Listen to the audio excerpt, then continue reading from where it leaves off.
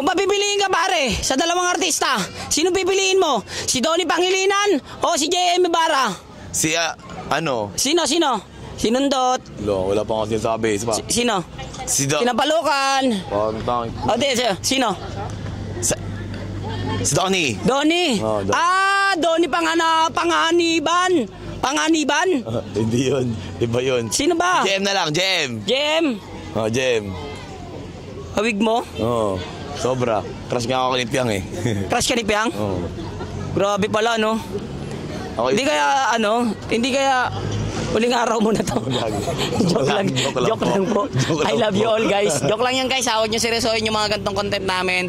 Itong ginagawa namin, it's para makapagpasaya ng tao. And kung makikilala nyo ng lubusan tong kapatid ko na si Sander Ford, napakabuting tao nito at talagang hands-on sa pagiging tatay sa kanyang anak and syempre sa kanyang pamilya.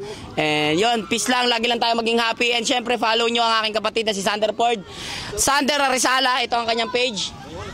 Ayan, guys, follow nyo na guys. And good vibes lang. Love you all.